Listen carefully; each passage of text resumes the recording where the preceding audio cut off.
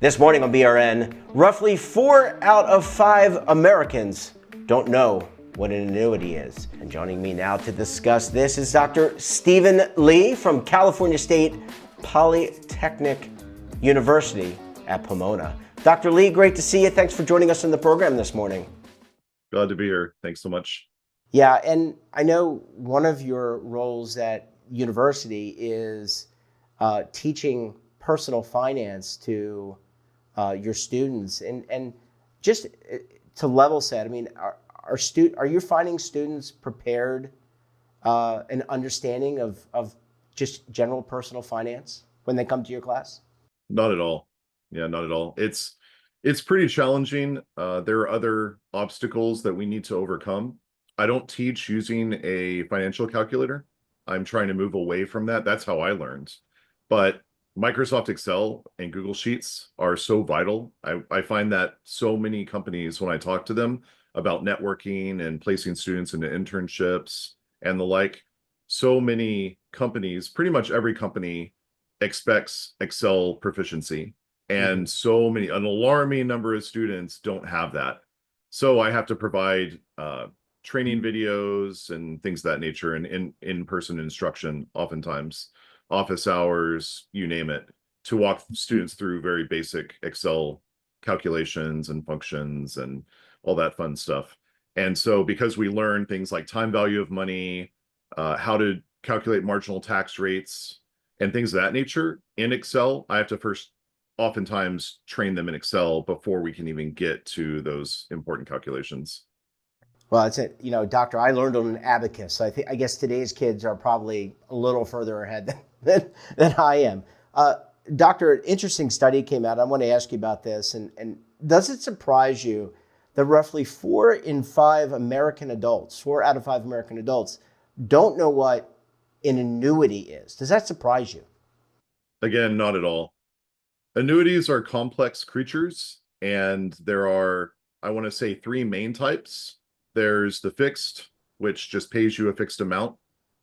There's an equity indexed annuity that links to a market, such as the S&P 500, the BRIC, the FTSE, what have you.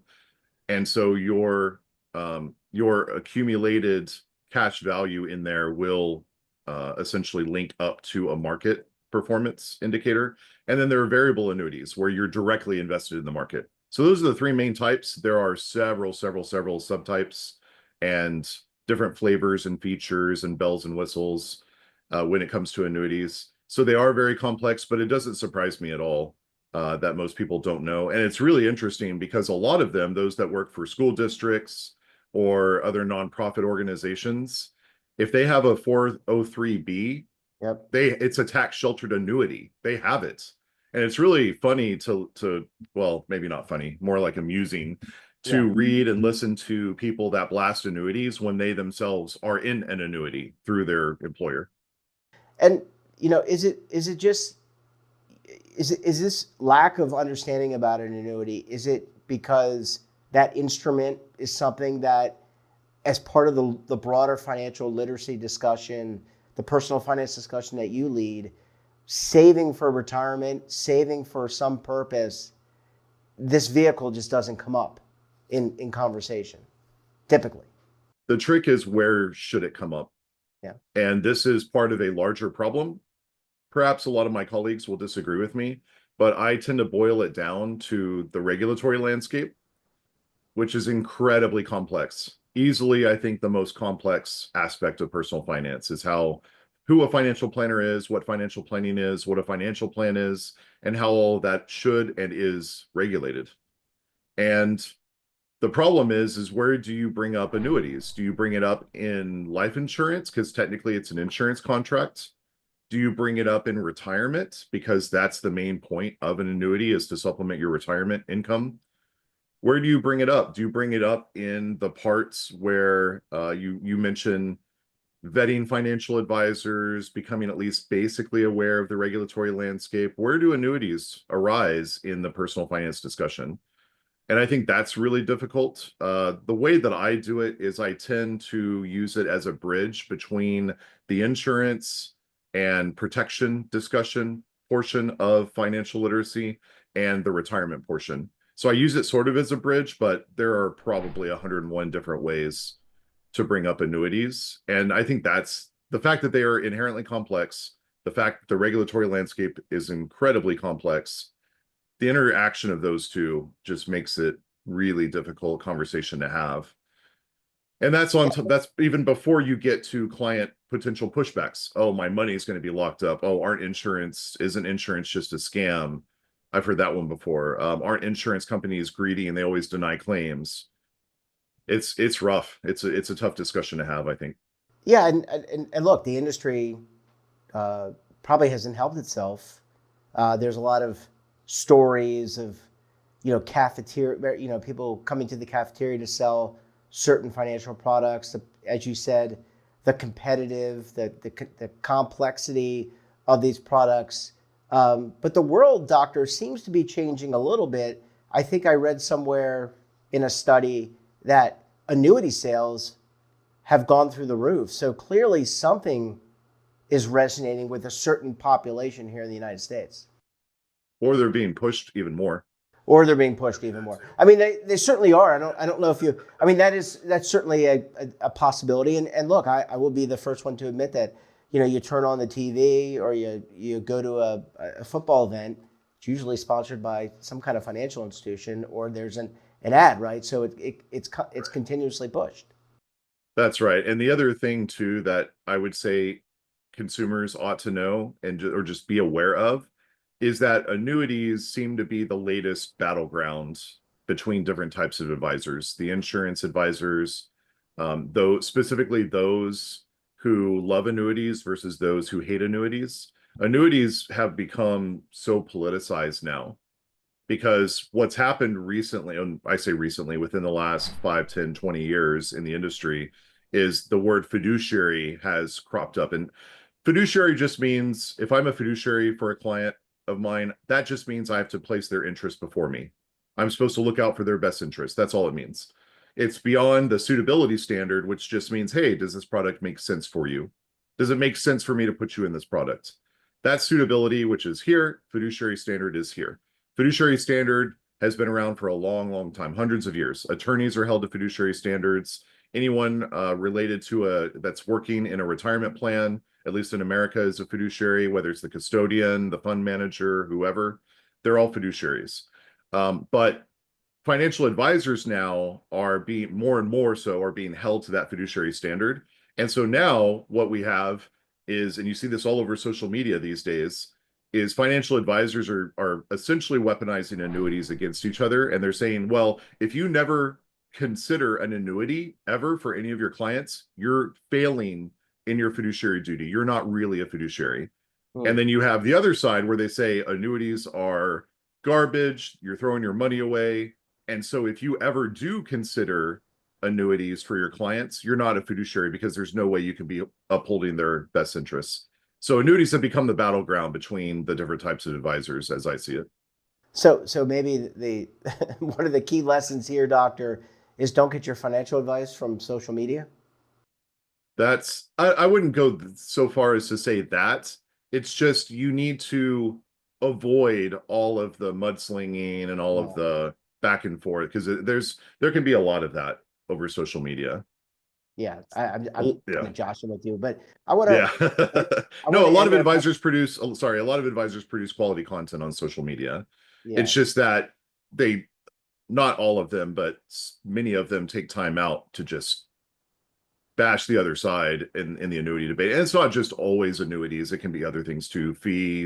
How fees are calculated, asset under management fees, fee compression. It can be a number of other things too, like their stances on filing taxes or preparing taxes for their clients.